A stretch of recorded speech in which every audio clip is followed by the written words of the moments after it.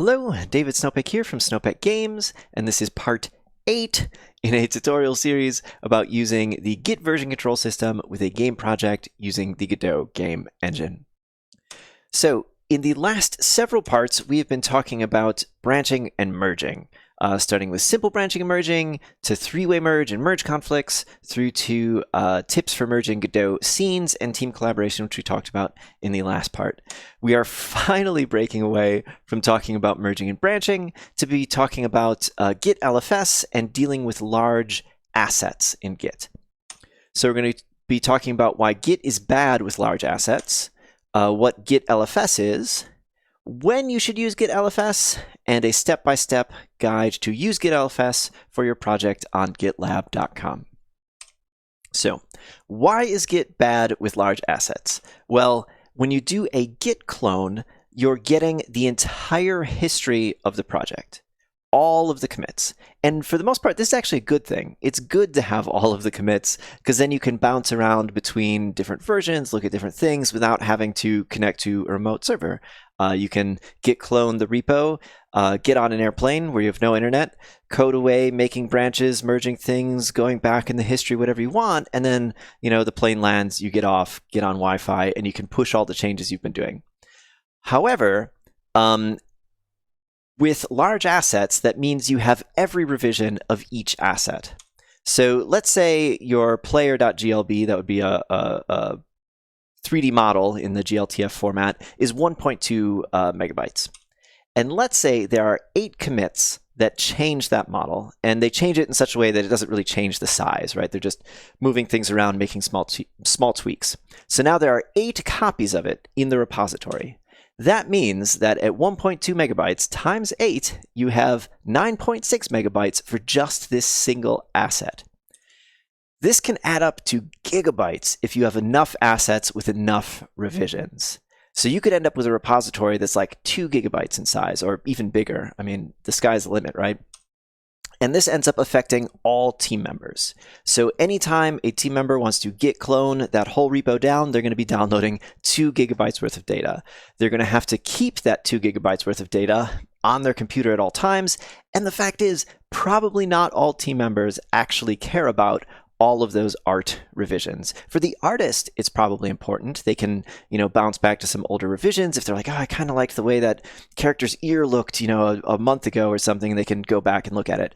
But the rest of the team members, like gameplay people, level designers, programmers, they probably really only care about the latest revision. The history of it isn't important to them. Also, Git can't merge binary files at all. So if you have 2 people editing the same binary file in 2 different branches and you try to merge them, Git will just say, merge conflict, throw up its hands, can't do anything about that. What usually ends up happening is you have to pick one of those versions. Alice and Bob both make changes. You'd have to say like, well, we're just going to take Alice's. Sorry, Bob, you're going to have to redo your changes on top of the version that we now have from Alice. So what is Git LFS? Git LFS is Git Large File Storage. That's what the LFS stands for. And it is an extension to Git that helps with large files. So it works by keeping a pointer to the asset in the actual commit, not the file itself, but like a URL to where the file for that asset is actually stored.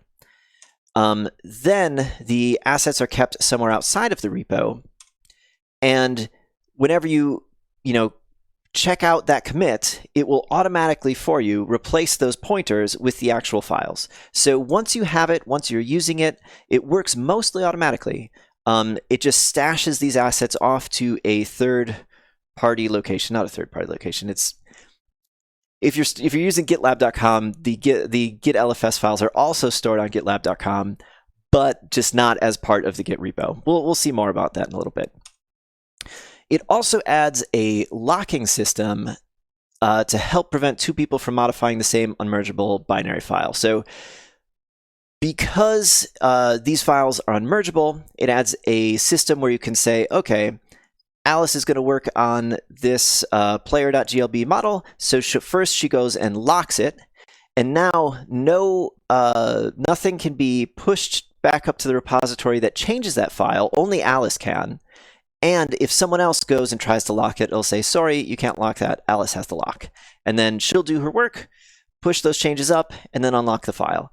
This is mostly an additional communication tool to prevent people from wasting work. Of course, like all communication tools, it's still on your team to actually use it.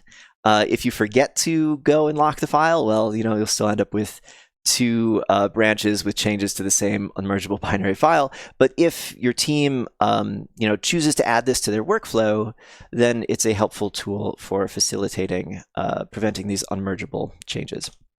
So when should you use Git LFS? Only when you really need it.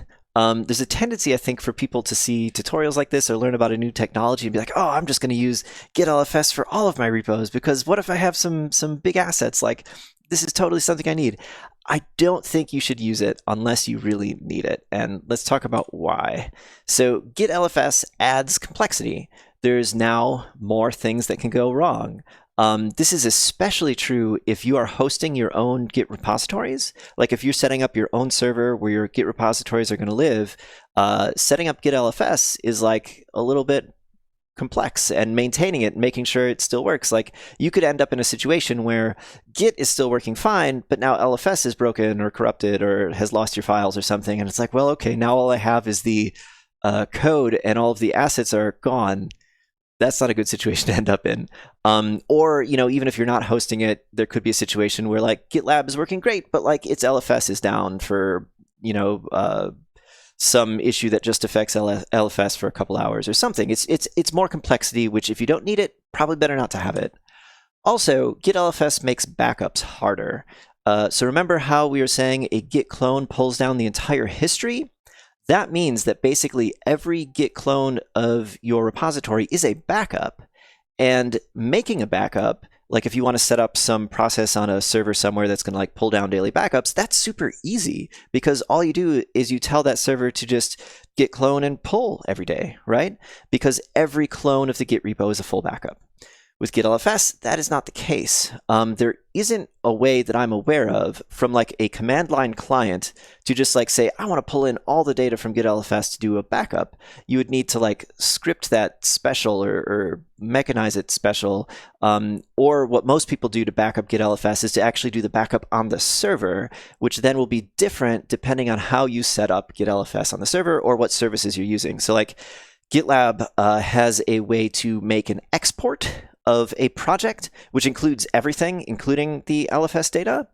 But that's like specific to GitLab. If you're instead using GitHub, you're going to be like, okay, so to do this same kind of backup on GitHub, I have to do this thing. And I don't know that there's necessarily an easy way to automate it in all situations. Like in GitLab, I know how to go to that page and click the export button.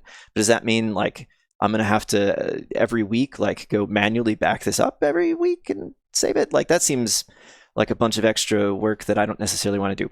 So you should use Git LFS in like basically any 3D game that's more than a prototype or a demo or a jam game, because 3D games have a tendency to really generate a lot of these binary files. And if you're making lots of little tweaks to them over a long enough period of time, over a year, over 2 years, games take a long time to make sometimes, that's going to create a lot of commits with a lot of different copies of this file.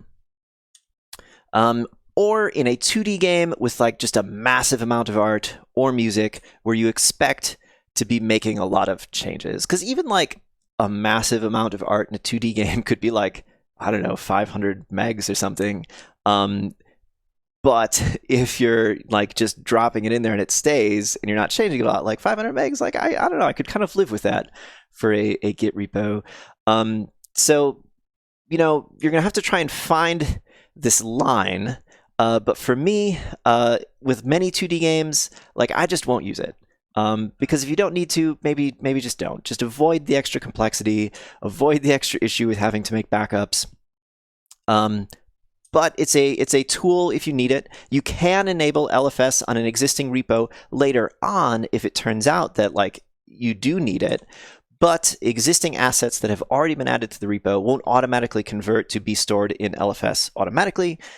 There are separate tools that you'll need to use to do that. And this is not something that we are covering in this tutorial series because that's kind of an advanced case, but I'll just say that these tools generally are very good and work 99% of the time, but you have to be careful. You can break things and lose data if something goes wrong when you're trying to do this sort of conversion. So I guess in summary, use Git LFS when you really need it. Otherwise, maybe just don't. So the first thing we need to do is to download the Git LFS client. To do that, you need to go to git-lfs.github.com. I'll have the link in the cheat sheet document, which should be linked in the description below this video.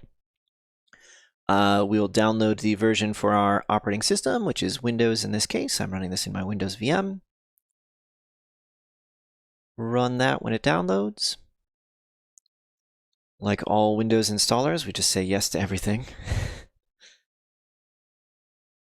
I accept, next, next.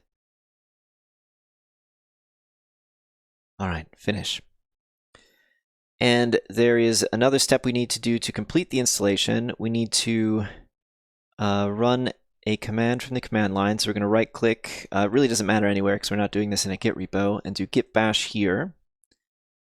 We're going to do git space LFS space install.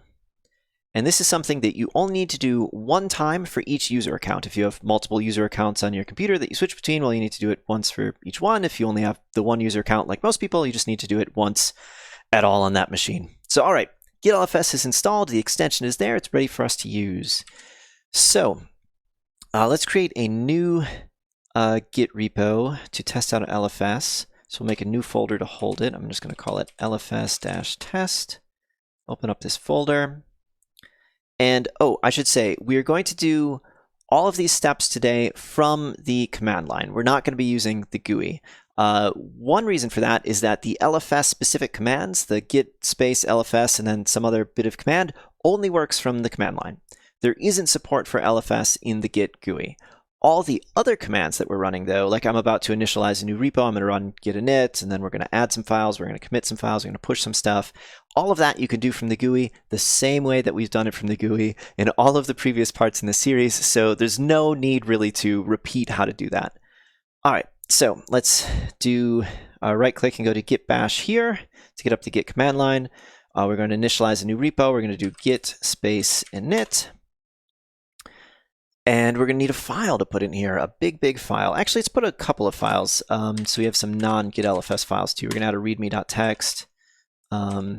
This is my LFS test repo. Oh, and I don't know why I did that in Vim. Sorry. We've been using Notepad++ for this whole tutorial series, and I just on reflex did it in Vim. So I could have also done that by, right-clicking and doing edit with Notepad++. But anyway, so we have a normal text file. We need now a big binary asset to throw in there. So I found this fighter jet model on Sketchfab, which the license is Creative Commons Attribution. This is by AK Intensity. So AK Intensity, consider yourself attributed. We will download the model, the GLB file. This is downloading. It is 68.8 megabytes. So imagine the artist made 3 little tweaks to this file in the Git repository without using Git LFS. That would add up to over 150 megabytes for just this model. Of course, 66 megabytes is huge for a game asset. This probably isn't intended for running in a game engine. It's probably more intended for 2D renders or video or something. But in any case, if you had a file that big, it would take up just massive amounts of space in your repository. So we've downloaded it. Let me extract this zip. We'll just copy and paste right out of here if Windows will let us do that. We'll paste that file in here. All right, so now we have our fighter spacejet.glb file. In the directory, let's go back to our git command line. And now we need to tell Git LFS that we want to store .glb files in LFS. So we do git space LFS space track space, and then if you're doing this from the command line, you got to put it in quotes here so that it won't try and turn the star.glb into the name of the file, but we do quotes star.glb, so we want it to track all GLB files. Tells us tracking star.glb, and if we look at our Git repository really quick, we'll do git status. You'll see that this .git attributes file was created. So let's take a look at that .git attributes really quick. We'll open that in Notepad++. I won't accidentally use Vim this time. And you'll see it's added this line about star.glb and saying that it's going to run this file always through LFS and that it's not text. The command that we just ran, the Git LFS track, underneath the hood, what that actually does is just adds lines to this .git attributes, which is what actually instructs Git to use Git LFS for these particular files. If you wanted to track some other files as well, let's do GLTF.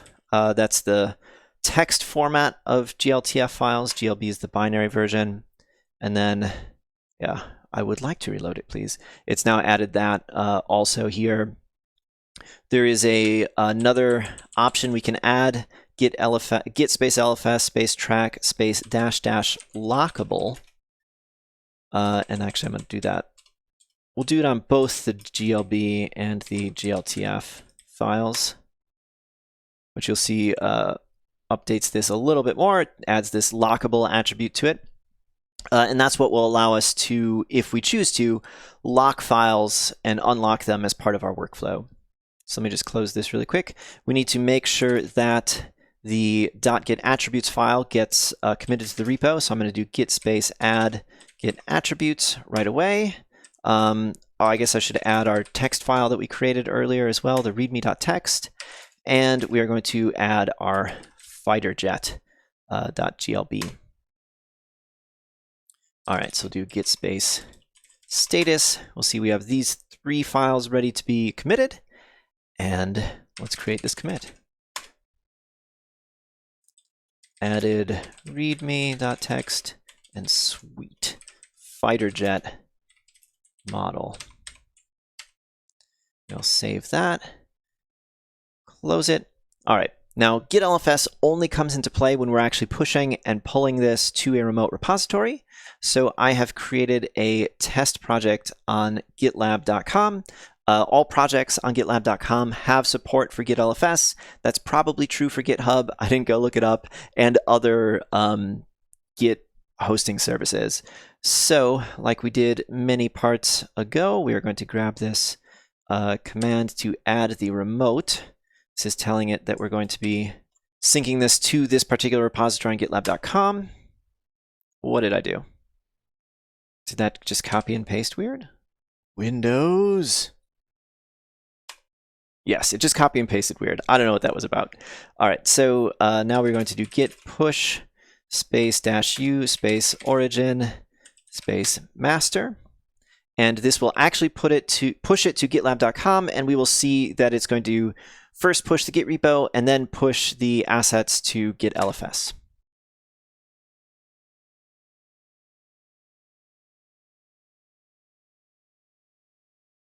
All right, so I think I had that backwards, actually. Push the objects to Git LFS first and then to the Git repo. In any case, you can see that it's 2 separate processes. It also gave us this little piece of helpful advice about a config option that we should enable to make locking really work. So I'm going to just copy this command it told us to run and run it. And that will have modified, I believe, something under the .git directory, the configuration in here. I'm just going to cat that file out so we can take a look and see what it did. Yeah, so running that command added this LFS line, which is telling Git that in this repository to verify locks before letting us push something. So if we go back to gitlab.com here, refresh the page now that there's some data here, you can see that we have this normal readme.txt file that's stored, and the fighter.jet.glb, which has a special little LFS tag next to it, which lets us know that that file is actually stored in LFS, not in the Git repo. Now let's clone this repo so we can see that everything comes back to us automatically. So let's start a new Git command line. I'm going to right click and do git bash here just in the desktop. And then we'll do git space clone space the remote URL of the repo. Oops. And I have to clone it into a different directory since we already have a directory called LFS-test. I'll just do LFS-test2. All right, if I close this command line, we now have this git-lfs2 directory here. I go look inside, and we have this full fighter.jet.glb because we can see that it's 50 megabytes. So automatically, it just pulled everything back in. We didn't even have to worry about are we using Git LFS or not. So the last thing I want to talk about is locking. So let's, just so I don't get confused, I'm going to throw this LFS-test2 in the trash there. And let's start a new Git command line in our git-test or LFS-test directory. And to lock a file, we have our fighter.jet.glb. We're going to do git space LFS space lock space, and we're just going to copy this with the quotes on it and everything.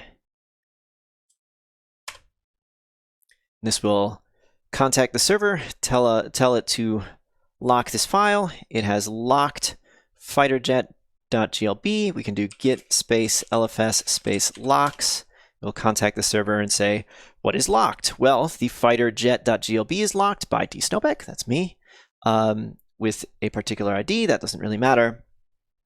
And if we want to, we'll do our changes, we'll push them, and then when we're finally done, we'll do git space LFS space unlock and the file name. And now it is unlocked, and anyone else on the team can now go lock that file for themselves and push changes there. So there's one thing I was intending to show you, which I forgot to when I was recording earlier today, so I'm cutting back in here in the evening. I wanted to show you how to export your project on GitLab.com so that you could have a backup that actually includes all of the LFS objects.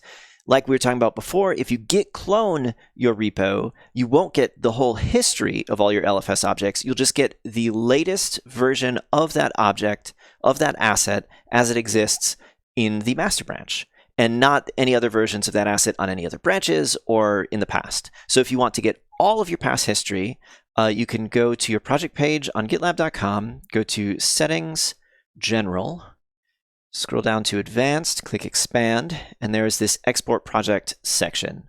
And this will export actually everything about your project, including like your issues and your pull requests and the LFS objects you can see right here. So if you haven't done an export yet, you'll just have some like Generate Export button down here. I have two buttons because I've already generated the export. You'll click that Generate Export, and then it will go off and do it and send you an email when it's done, actually, because for really big projects, it could take a really long time to do this export, like an hour or something. And then once the export is generated, you can come back in here and click Download Export, which the export will be available for 24 hours. I have already downloaded the export for the LFS test project, which you can see here, and it has a directory for LFS objects. And of course, there's only the one object because that's all we did in the test. But that is a way to get all of your LFS objects backed up if you're using GitLab.com. This process will be different for GitHub or Bitbucket or whatever else you may be using. So I think that's all that I wanted to show today with Git LFS and dealing with large assets in Git. Please let me know if there's anything that I missed or anything that's unclear, or if there's anything else that you would still like to learn about Godot and Git. This is actually the last piece of content that I have planned for this particular series of videos. I still have content that I want to do for the spin-off Godot and GitLab CI series.